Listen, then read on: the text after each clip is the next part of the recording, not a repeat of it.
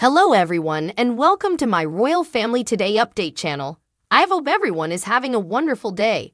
Before we begin, please hit the subscribe button and give this video a thumbs up.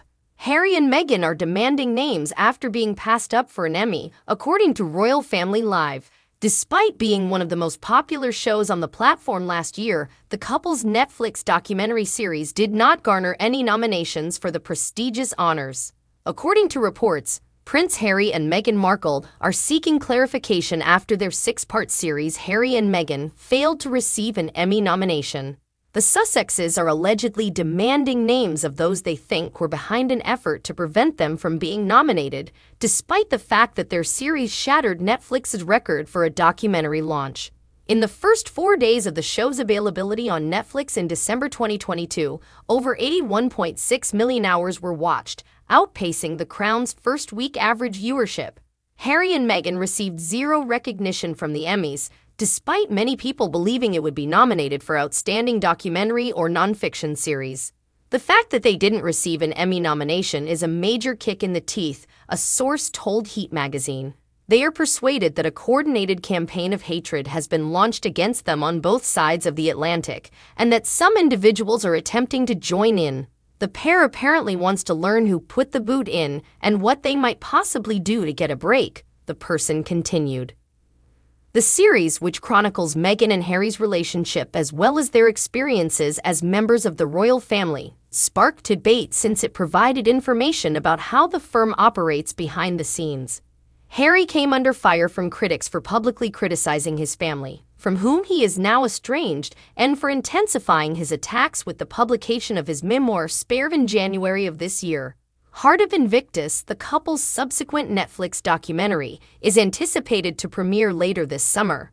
Lady Louise Windsor demonstrated during yesterday's trials that carriage driving runs in her family. The skilled equestrian shared a passion for the sport with her illustrious grandpa, Prince Philip, who helped popularize it in the UK. The Windsor Park Equestrian Club, established in 1970 at the request of the late Duke of Edinburgh, was also responsible for organizing the event. The 19-year-old Lady Louise is the daughter of the bottom-right Duchess Sophie and the present Duke, Prince Edward. She began riding in a carriage at the age of 17, more than 30 years before Prince Philip, who started riding at the age of 50 after quitting polo. The prince was pleased that Lady Louise became the first royal to bear the name Mountbatten-Windsor, allowing his surname to endure. The prince passed away just a few weeks before his 100th birthday in 2021. A film and television specialist thinks the Duke and Duchess of Sussex might benefit from the debilitating walkouts by Hollywood's actors and writers. Paul Duddridge, an American director, producer, and entertainment instructor, asserts, it will give them a much-needed chance to review their creative strategies. After warning that the strikes over streaming fees and AI may cause a Hollywood apocalypse in which the entire industry could collapse, former Paramount and 20th Century Fox CEO Barry Diller made his remarks. They adhere to a warning: the 39 independent production companies that were given a special exemption by union officials to finish filming ongoing projects will not include Harry and Meghan's business Artwell. Even William and Kate appear to be affected by the rising cost of living, and they have now earned the title of Prince and Princess of Sales. In an effort to increase reservations, the royal couple substantially cut the cost of their Duchy of Cornwall vacation rentals.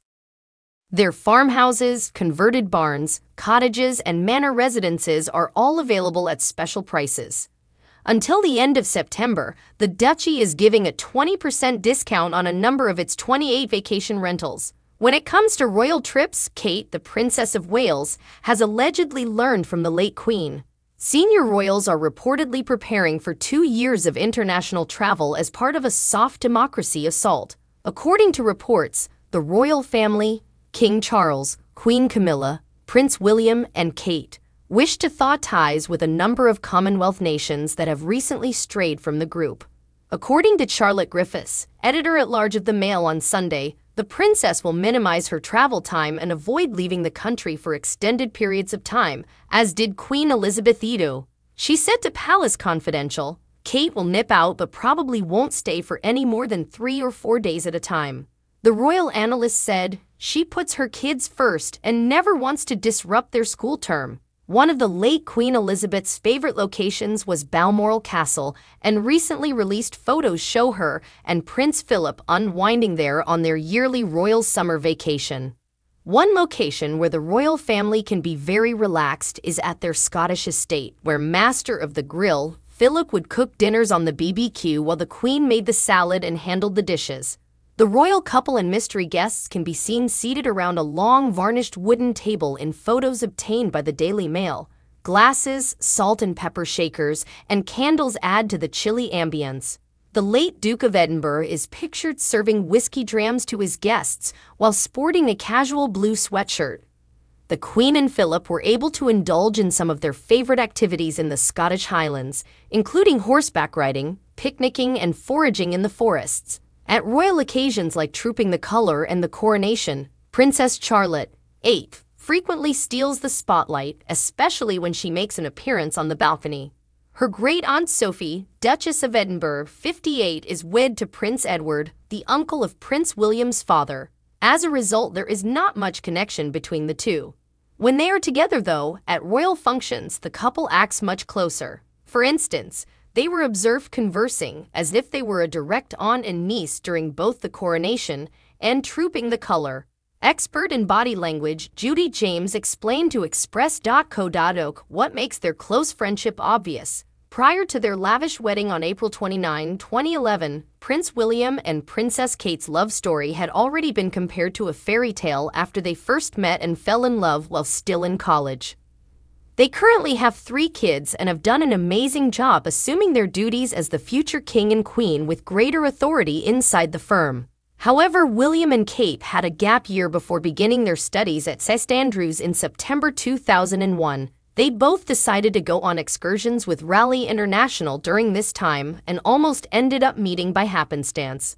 William left for South America in October 2000, and Kate followed a few months later, in January 2001, on a 10-week excursion as teens to Patagonia in Chile.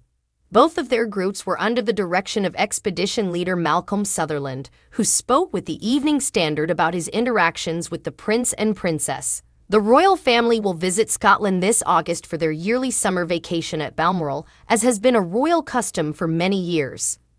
Being the location of Queen Elizabeth's passing on September 8 of last year, where she was allowed to spend her final days in her favorite spot, it will obviously be a particularly poignant moment for the firm.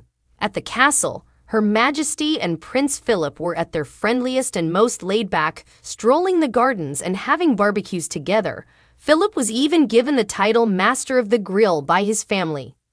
This year, the King and Queen will reside at Birkhall, their own home on the Scottish estate, and will only host official visitors at Balmoral.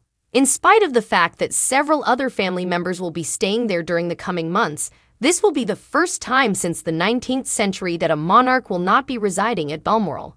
The news that Prince Harry and Meghan Markle will now be concentrating on their future rather than looking back to their royal past has reportedly encouraged the royal family. The couple gained notoriety after relocating to California in 2020 by discussing their experiences working for the firm on their Netflix. Thanks for watching. If you like this video, so please don't forget to subscribe my channel and don't miss any update.